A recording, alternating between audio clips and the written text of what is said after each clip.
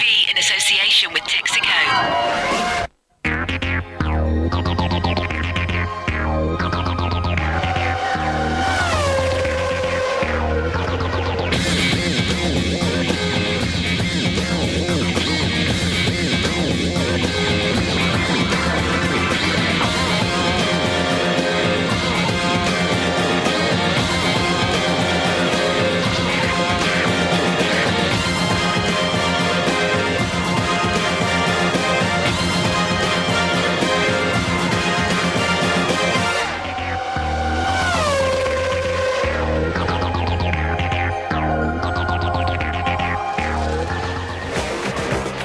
Schumacher wins! Michael Schumacher is world champion! There is a German winner around this weekend. Michael Schumacher, now a quadruple world champion. Today he drives Spa-Francorchamps, his favourite, the longest and quickest circuit on the F1 calendar. The Germans won here 4 times, not in '98 though. Coulthard on the receiving end of a rare slip by the Rainmaster. Oh, this is quite appalling. This is the worst start for a Grand Prix that I have ever seen in the whole of my life. Spa bites.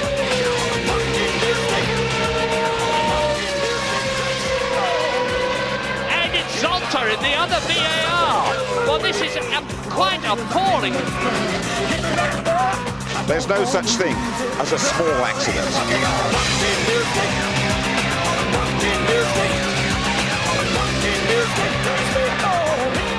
In the Ardennes forests, the weather changes in the blink of an eye. Fog and rain yesterday morning, one practice session wiped out. A wet start to qualifying. Then Formula One's next potential superstar found the sweet spot on the right tyres.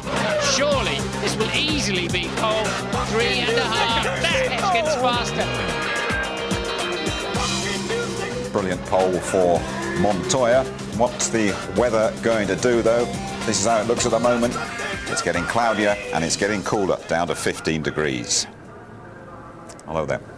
Welcome to the annual Spa guessing game. Don't ask me what the weather's going to do. I haven't got a clue. The only certainty is it will not stay the same. Welcome to Tony Jardine. Hi, Tony. And Mark Blundell. Now, Mark, you know this place very well indeed. You got your first World Championship point here. What chance of first F1 victory for Juan Pablo Montoya? A big chance. I mean, that was a big day for me back then, but I think Montoya's got a big opportunity here to win his first Grand Prix in his first year, and BMW Williams looks very strong around here. But if it stays dry, if it's wet, the Rainmaster will be there, believe me. You've been chatting to Montoya. What's his mood? He's casual. I mean, you know, the guy's super casual, really, so laid back. Everything is in the, you know, in his stride, and today's going to be no exception. Tony, race day at Spa, always a special one. It's a big carnival atmosphere, really. It's a must for the fans. They all come camping here, thousands of them from all over Europe. Great vantage points. 20 Dutch at our hotel last night, left at 5 o'clock this morning. They've got a waterproof dugout down at Pujon. They wouldn't miss it for the world. OK, thank you, Tony. So then what drives Michael Schumacher? It's not the money. Latest estimates put his annual income at £99 million. That's around about $250,000 a day. So he's comfy. Producing the perfect season, though, for Ferrari, that's an unfulfilled ambition. He's going to have to help Rubens Barrichello on the way. This season may have brought Michael Schumacher and Ferrari a lot of joy, but it's brought its fair share of fear as well. The title is in the bag. While some drivers might cruise through the last 4 races, Schumacher is still on the ragged edge. He had a 180-mile-an-hour testing accident last week, and in Friday practice, this happened.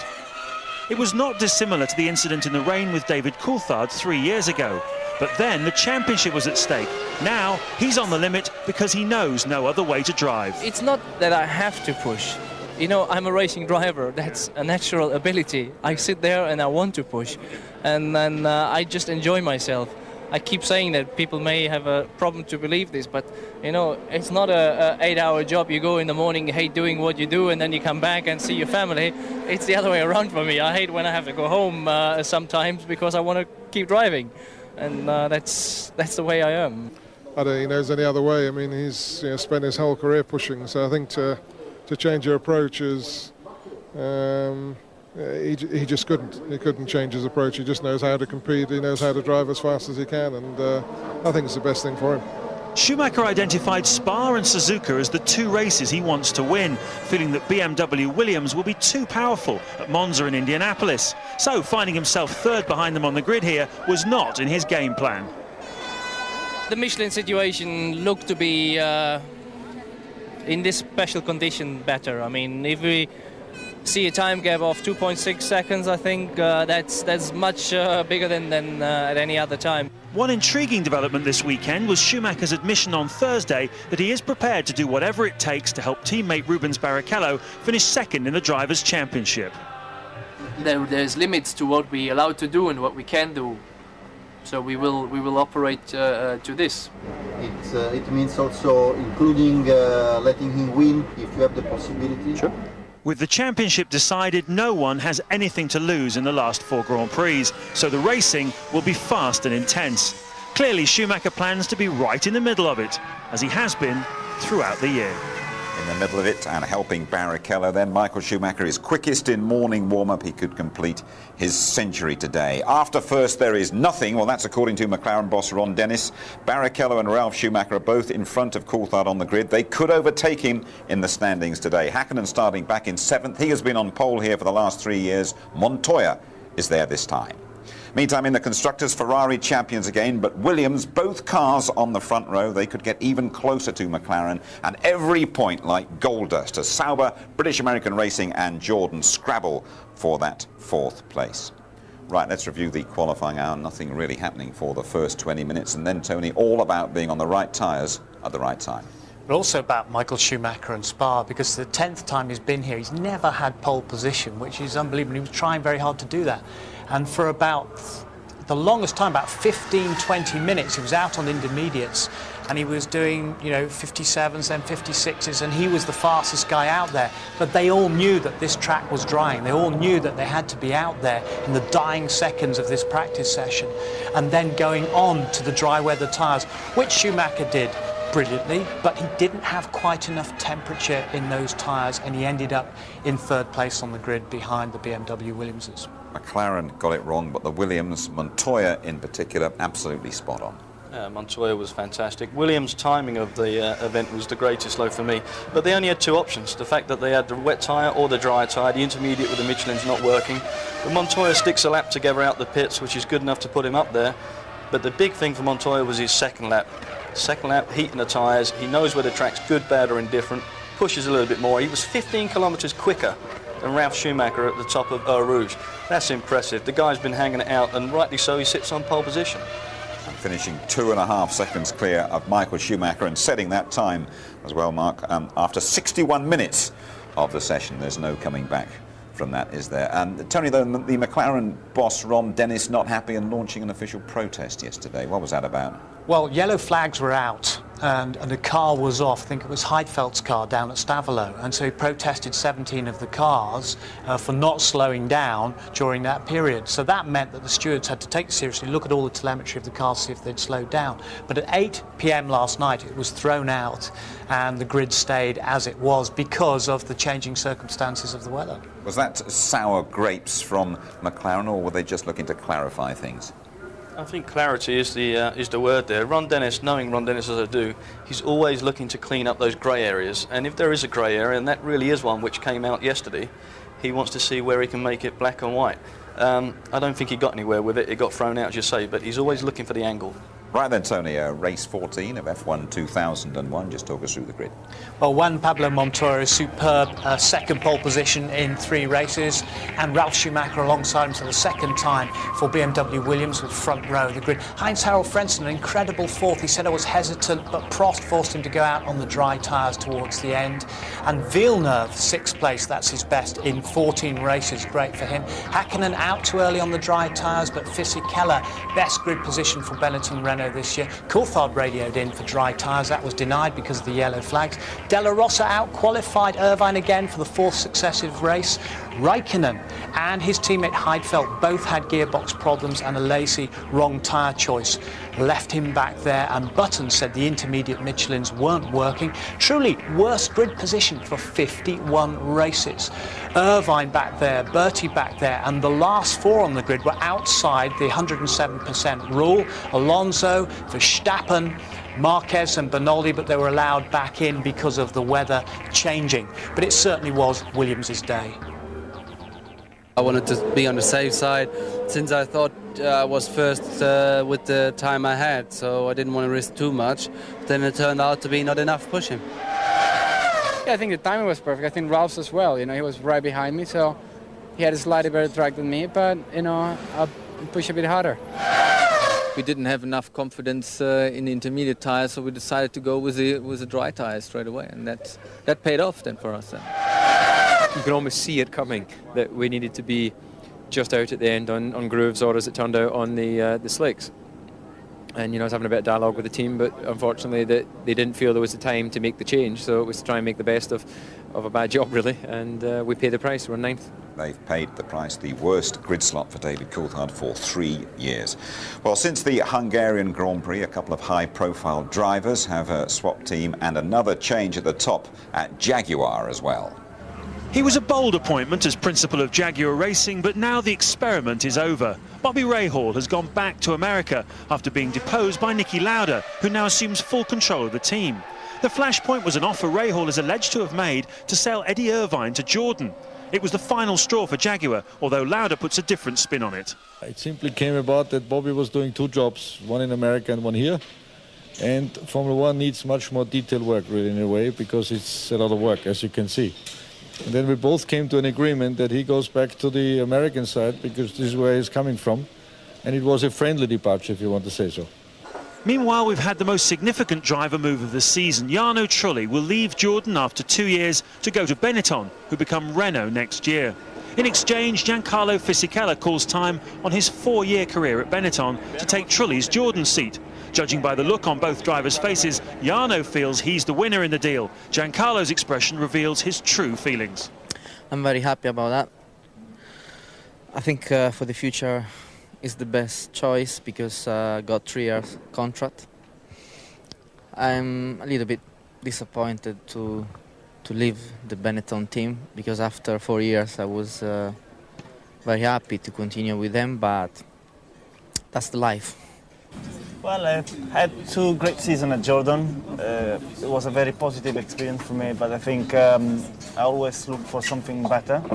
And I think Benetton in the future, I hope they will get better because they are back in Formula One to win, and they already won 2 championships with Benetton in the past. We need to get back to where we were, able to win races and be able to compete at the very highest level. And the key to all of that is, for me anyway, continuity. And a 3-year contract with somebody as talented as Giancarlo was the key thing and the turning point of signing him. It's been a long, drawn-out saga. Up until recently, it looked as if the 2 drivers would stay put. But behind the scenes, there's been a lot of horse trading. I mean, the decision was made before, but I don't know why they've been waiting for so long. You know, anytime you're dealing with Jordan, it's not so easy, you know. Anything with him is difficult. Well, initially, the agreement we understood was that a 1-year deal was never really acceptable to Jordan, and for a variety of reasons, because that contract, Jarno's contract, is jointly owned by Benetton, Renault, and of course Flavio being his manager. And when it became a 1-year deal, it became far less attractive because not alone that, but we have a partner in Honda and we have a lot of new things happening for next year. And of course that information would be privy to Jarno when he would eventually have to go back to join Renault. The moves have unlocked the key to the driver market, and the other pieces will soon fall into place. Jordan would like to run Fernando Alonso alongside Fisichella next year, but they also hold an option on Jean Alesi. Minardi, meanwhile, plan to run Alex Young next year and will give the lucky Malaysian his Formula One debut at Monza in a couple of weeks' time. Arrows may have a seat free, as Enrique Bernoldi is currently out of favour, while Prost would love to keep Luciano Berti and Heinz-Harald Frentzen next year, provided the finance allows. But one team still to confirm their drivers for next year is McLaren, although Mika Häkkinen's manager, Keke Rosberg, recently let the cat out of the bag by saying he's already signed Mika up to partner Coulthard for next season's campaign. Now, Marco, Giancarlo Fisichella saying, I'm very happy. He looked miserable there with his switch. There wasn't a lot of fizz left in him, was there? But, you know, I think he should be right to be unhappy. The fact that next year with Benetton was going to trigger off a $10 million deal for him, that's been taken away.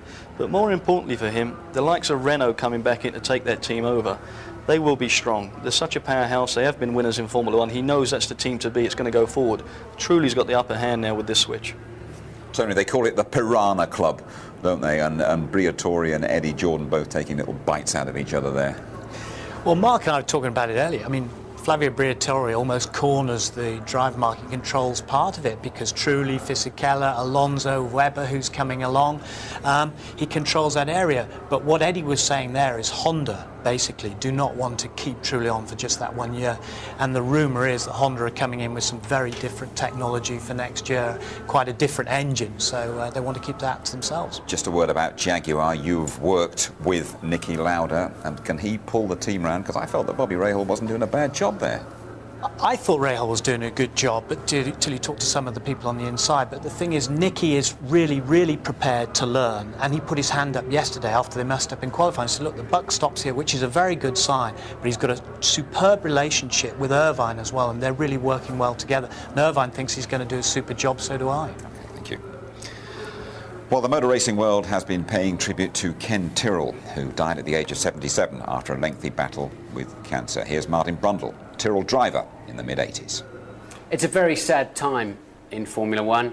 We've lost one of the great men of our sport, Ken Tyrrell. I'm here with Frank Williams, but first, Sir Jackie Stewart, as ever blazing across the globe somewhere, was very, very keen to say the following words. The world of motor racing's been hit terribly by the loss of Ken Tyrrell. He was one of a kind, and there will never be the like of him again. He had the integrity of a man with enormous conviction for the truth. He trusted people and he expected people to trust him. I certainly did. I never had a contract with him after the first year that I drove with him. He was like a father to me. He brought me along as a young driver, taught me about gear ratios, taught me how to behave and what not to do more than anything else. But I was only one of many that he brought along and guided into the higher echelons of the sport. Ken Tyrrell was a remarkable man, one of a kind.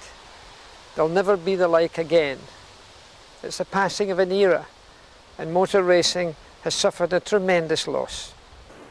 Frank, you knew Ken for the best part of 4 decades. What memories have you got of him? I first met Ken in 1964, and he was certainly the class act for a number of years in his heyday in Formula One. I think he had Jackie Stewart well under control, and he gave him some very good lessons in discipline and approach, and between them they were quite a wonderful partnership, one which I tried to emulate, totally without success for many, many years until help arrived.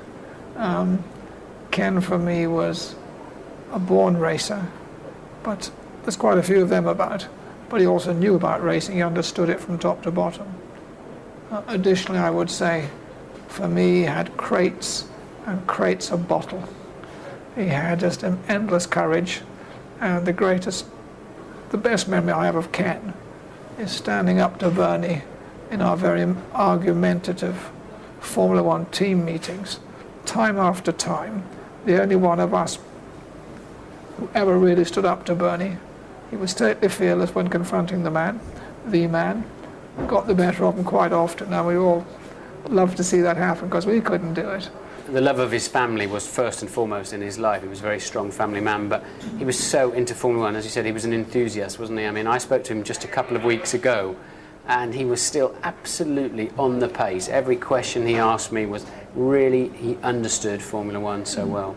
Yes, I spoke to him perhaps not as often as you, but once a month I'd call him, and the experience for me was the same as the one you've just mentioned. He knew what questions to ask, he was truly interested, right up until his end. I think what it's all about really is we're missing Ken Tyrrell, but I think we're celebrating the life of Ken Tyrrell in Formula One. And look out for a programme about Ken Tyrrell on the weekend of the Japanese Grand Prix. That's in the middle of next month. All of us have been shocked and saddened by the death of Brian Moore this weekend. For 30 years, ITV's voice of football, Brian died at his home yesterday at the age of 69. Now Minardi have new sponsorship in Monza. As James said, they'll have a new driver, the Malaysian Alex Young. Next season they will have a new Asiatech engine as well. They staged the first Formula One two-seater race at Donington. They called the event Thunder in the Park. Nigel Mansell caused his own personal rumble. Our Louise Goodman found herself in the eye of the storm.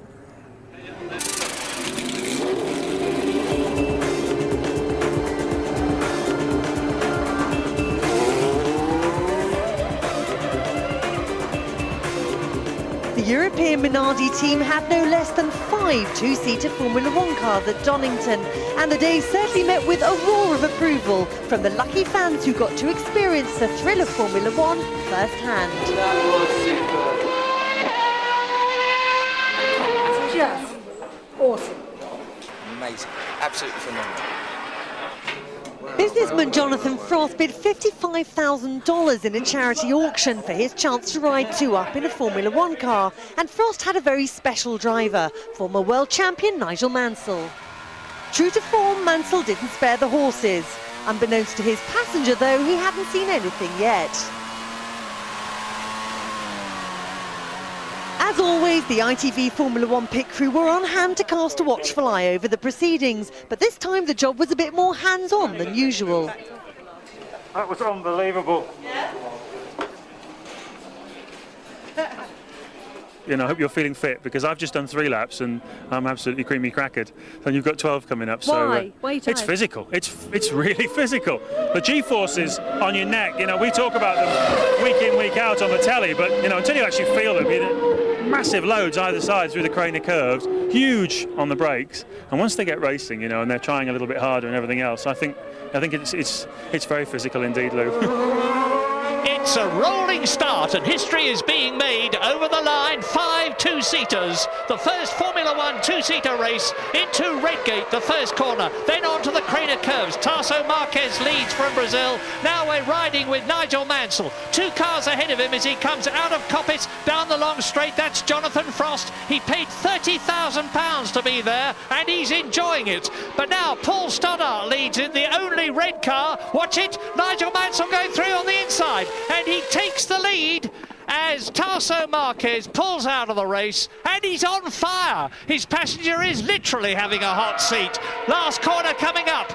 Alonso leads, Mansell challenging. Stoddart is in 3rd place, and it's surely going to be Alonso winning the race. Oh, look at that! Look at that!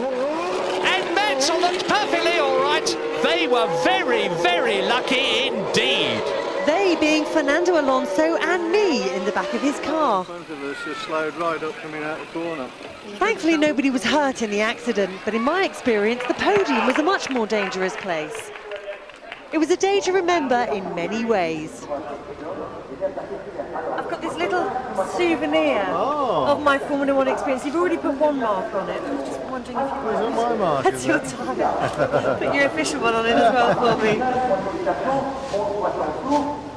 That hurt me, that picture on the podium. Bit of a surprise. He normally finds the right end of the champagne bottle, isn't he, Louise? But you were there, Tony. Quite an eventful day by the sound of it. I mean, she had a lump the size of an egg on the back of her head from that one. It was a real big hit, but we were very, very lucky because I sat in the driver's briefing with Nigel and Paul Stoddart, all the drivers, and you had to put on a show for the public. That's what it was about, but a controlled show.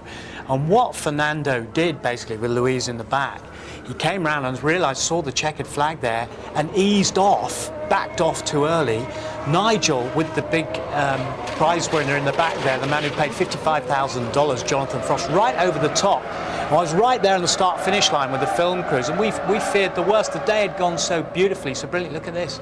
Nigel had nowhere to go. And Louise said this huge black thing just came over the top of me, and everyone was fine. Paul Stoddart had singer Kellis. They see him going off to the grass just in front of us, and he was declared the winner from the previous lap. Well, he got a flying ride for his money, I suppose, didn't he? But old habits dying hard with Nigel, or what?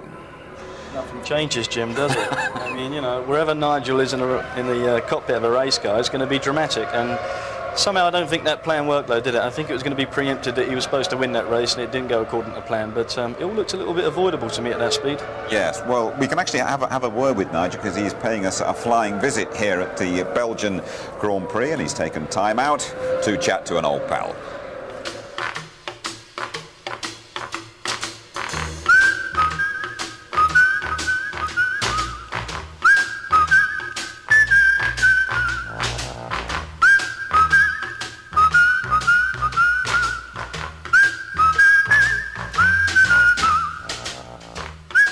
Is it good to be back? Yeah, it's great to be back. It's fabulous, and everyone in the pit lane. It's just, I think the astounding thing for me is, because I race for a lot of teams over a number of years, is a lot of the engineers are spread out throughout the whole pit lane. Yeah. So I go to a team not expecting to know too many people, and all of a sudden there's old engineers. Exactly. McLaren, everywhere you go. Wonderful. Yeah. What other changes do you notice? The traction control, I think, is too harsh coming out of the hairpin. I think if some drivers made it a little bit softer, they'd get out the corner even quicker. But I mean, some cars are incredibly stable coming out of that corner. And I can remember, obviously, nowadays when we're having to squirt it, back ends jumping all over the place. Do you approve of it, traction control? Not totally. But you know, it's the evolution of Formula One, and it'll be here for a little while, and then they might put it back again. But it does make a big difference. Now, you won here in '86 and you had umpteen second places.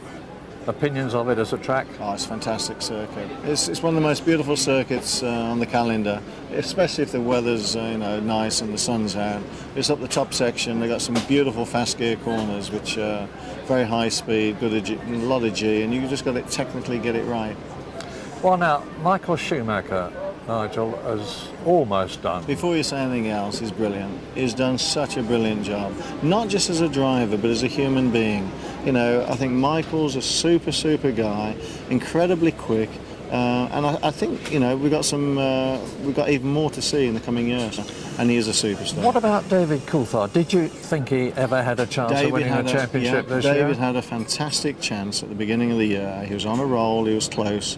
Now, David's been let down, unfortunately, regrettably, by some reliability problems and also getting off the line. And whatever problem that is, it's unfortunate, because then the championship went away very quickly. Ralf Schumacher and Montoya. Very quick. Both of them very quick. Ralph is now matured totally. The years he's had in Formula One, he's with a great team. Patrick Head and Frank, we know what a superb team they are, and the Williams team. I mean, they'll be winners next year. What about the old boy? Do you miss it? I do. When I've come back here today, it's just wonderful to see, so many old friends, and it's 20 years of my life, Murray. And it's even longer that when you put the formative years together. 50 of mine, mate. Yeah, I know. Well, it's actually 31 years of mine, but I didn't want to admit it, Murray. How did you roll the Minardi at the track? What happened? We had a totally choreographed race. Yeah. And unfortunately, Alonso missed the last lap. No, I didn't actually. I think the driver in front shouldn't have been where he was, but that wasn't a problem. But when he came out the last corner and saw the checkered flag, he realised, I shouldn't have been here, and he backed right off and maybe brakes a little bit. You were supposed to win, were you? And you were going to win, Paul Stoddard you were going to win anyway. No, it's all choreographed, mate. I said during the race, I said, if Nigel Mansell's playing shove halfpenny with his children, he's got to win.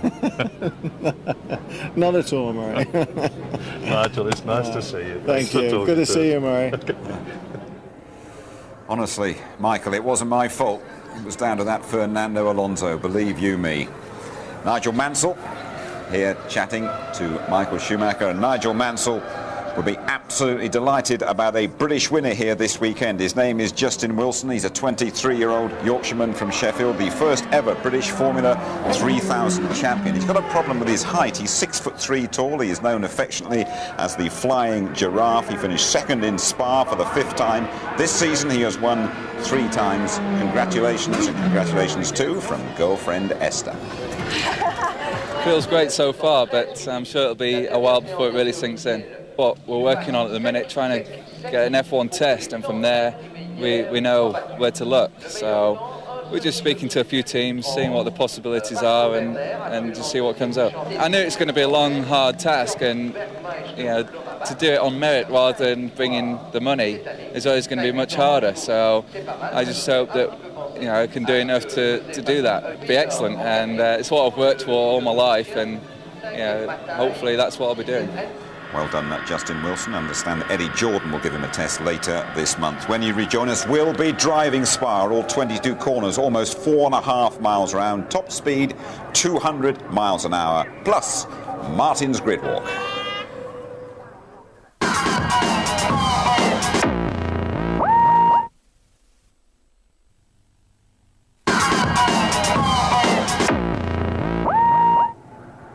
20 minutes to the start of the Grand Prix. Still dry. You are back with us at Spa-Francorchamps. The majority of the drivers enjoy racing here. They respect the traditions, the test of their skills. We've had big accidents, though, in recent years. Remember Fisichella destroying his Benetton in warm-up last year. Here's Martin Brundle with the Italian's best qualifying lap.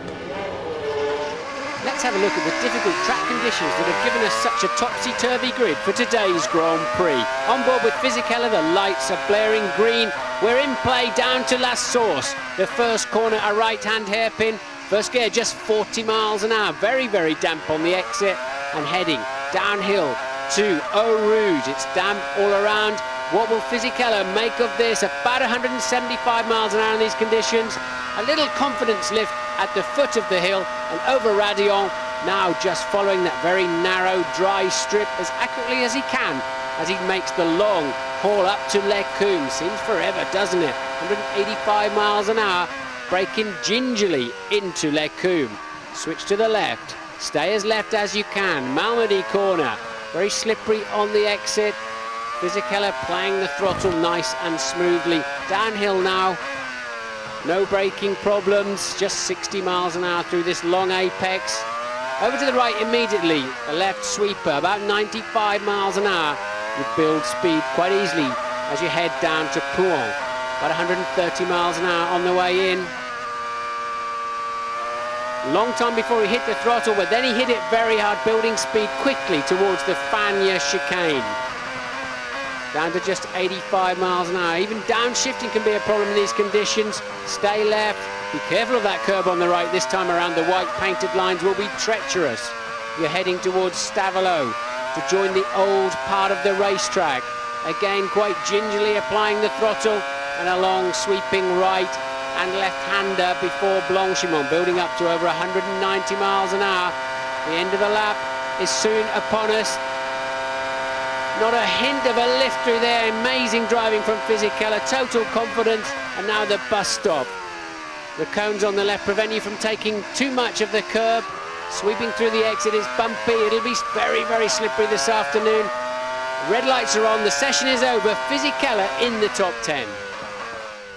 20 years ago, Grand Prix weather forecasting was about as sophisticated as this. But times have changed. These days, the teams are prepared to spend up to £20,000 a weekend on sophisticated weather forecasting facilities. After all, knowing when and where it might rain could win them the race. As we've already seen this weekend, Spa has notoriously unpredictable weather patterns, but specialist company RaceMet are able to make precise predictions from a mobile meteorological unit near the track. The primary weather search radar is what we're looking at the moment. That's got all the video data for each circuit that we work at, and we can track the weather in from about 2 hours away if it's significant rain, and here at Spa it starts locally anyway, so we can give the team a few surprises as well and tell them there's a shower only about 2 minutes away. It pops up that quickly, but we can see it all happening as it happens and give a team the up-to-date picture of the weather as it's hitting them. Leading on from that and giving us the background information, we've got 3 satellite receivers running through the right-hand screen, and then the left one, when the radios are working from Hamburg, we can tune into all the significant weather data that is being transmitted from there. From that we can see where the weather's coming from and how intense it's going to be. How precise can you be at Spa? Because it's notoriously difficult to predict what's happening here. To the minute. In any given part of the circuit, to the exact minute. We can tell you what time the rain will start, how heavy the rain will be, and what time the rain will stop at any given location. Well, the weather's always unpredictable here at Spa, and that means it's a lottery for the teams. Which way do they go on race strategy? 1 stop, 2 stops, how much fuel to put in the car? And usually there's a safety car as well. If we do get rain this afternoon, we're going to see these kind of tyres. This is an intermediate for a drying track, quite shallow as you can see, and this is a full wet tyre. These things are truly amazing. They will displace 4 of them on one car. On a single lap of Spa-Francorchamps, they'll displace 12,000 litres of water. That's equivalent to filling 2 family cars full of water, or 25,000 pints of beer. Just look at them shifting that water. No wonder visibility's bad when you follow another car. Now, for most of this season, Michelin wets have been behind Bridgestone, but recently they've made a big step forward. But their intermediate tyre is still 2 seconds a lap behind the Bridgestone. So Williams would like it to either stay dry today or chuck it down. Anything in between, they could be in trouble. Well, the forecast has told us he can be precise to the minute. You want to know the exact forecast, so do we. No joy, I'm afraid. The teams pay big money for that sort of information. But I have just been told it is starting to drizzle on certain parts of the track. Can you remember last year? Mika Hakkinen, one of the greatest overtaking manoeuvres, well, certainly of last season. 1 or 2 other people said of all time. It does rate up there with all time. Some of the great manoeuvres, I would say, of Mansell on Senna in '91 in Spain, for example. This is incredible at 200 miles per hour. Not just the bravery required, the precision required. And there was Zonta caught in the middle. Luckily, he held ground, and he was like a sort of rabbit startled in the headlights. These 2 cars went either side of him. Where the hell did they come from? And that got him the win. He'd been hunting down Michael Schumacher. Hakkinen had spun earlier in the race, but look at this. The precision and braking is absolutely awesome. And just slipped in front of Schumacher under braking for a commit. It was brilliant. You'd have settled for one like that, wouldn't you? Oh, certainly. Very impressive indeed. But Zonta, to me, was like a London cabbie getting split by 2 courier riders on bikes. Yes, I think he went a bit ashen when that happened to him. I don't think he saw either of them coming. Little bit of a problem this morning for the young Minardi driver, Fernando Alonso as well. The cameras didn't capture the accident, but that is the aftermath. A 190-mile-an-hour smash for Fernando. Fernando, that was a nasty accident. Tell us how it happened. Yeah, I had the problems with the front tires, understeer everywhere, and I touched the grass with the 2 left tires, and finishing the wall. But no problem, ready to race this afternoon. Your car's a bit of a mess, but no damage to you. No damage, only the leg a little bit, but nothing. Down to Martin, raining down there, Martin. It is a little bit, Jim, believe it or not. Hello everybody and welcome to the grid. There's the safety car. We've sometimes seen this race started with that car. It does exactly what it says on the tin. It is there to neutralise the race. We're not expecting to see that for the start of today's Grand Prix, but you can smell it in the air. You can smell the moisture, and for sure it's spitting with rain.